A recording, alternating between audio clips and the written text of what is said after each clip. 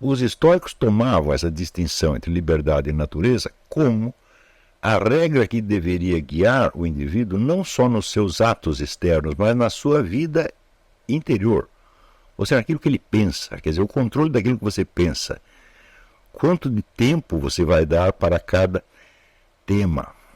Por exemplo, uma coisa que eu sempre digo aqui na minha casa, e também para os alunos, quanto tempo você passa pensando nos defeitos dos outros, sobre os quais você não tem nenhum poder? Se você não pode mudar o sujeito, o que adianta você ficar pensando nos defeitos dele? É para você não prestar atenção nisso nem por um único segundo. Então isso aqui seria básico. No entanto, nós sabemos que na cultura brasileira, você falar sobre os defeitos dos outros é quase uma obrigação social.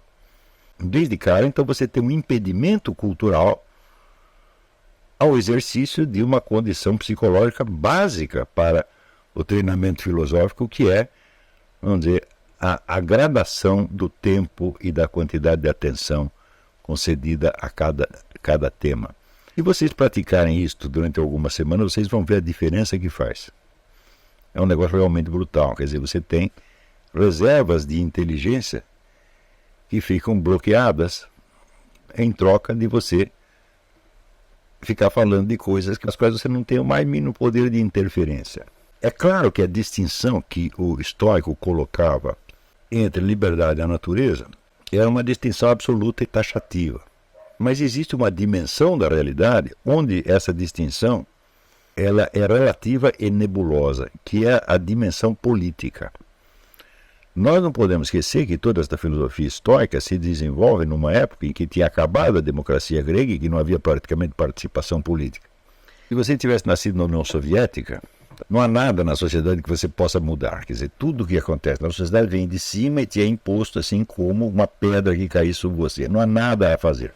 Portanto, é inútil pensar nisso. Então, neste caso, o estoico recomendaria a total abstinência e interesse por isto, pelo menos de investimento emocional.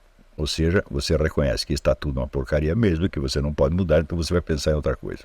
Porém, onde há alguma possibilidade de ação política, então o limite entre o que nós podemos e o que não podemos é às vezes difícil de você perceber.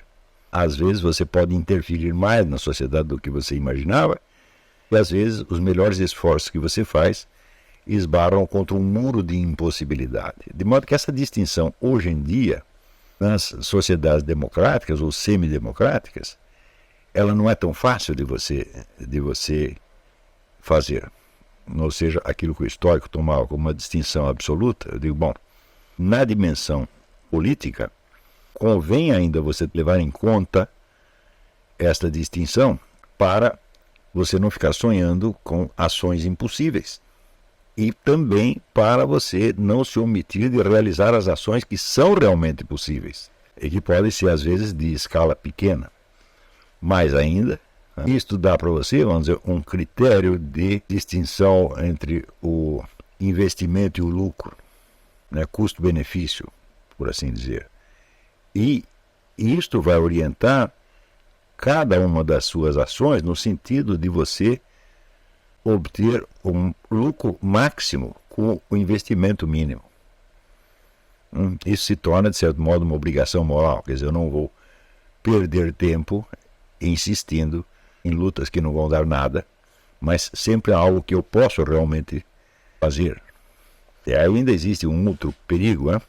A diferença entre o que você pode fazer e o que você não pode fazer pode ser nublada ou perturbada pela opinião pública ou pelo que o seu grupo de referência acha que é possível e o que é impossível. Essa distinção que tem que ser feita apenas, exclusivamente por você mesmo, com um exame das suas possibilidades reais. Tem causas que a opinião pública pode considerar perdidas, mas se você não as examinou pessoalmente, você não sabe se elas estão perdidas. Então essa distinção tem que ser, por sua vez, ela tem que ser estritamente racional e não pode entrar no elemento passional. O principal elemento passional que pode entrar aí é o de você se deixar impressionar pelo que o grupo de referência, a opinião pública, diz. E você criar um medo, por exemplo, um medo do ridículo, o medo de passar por um Dom Quixote, etc, etc. Não pode se deixar levar por isso. Quer dizer, o exame tem que ser estritamente objetivo.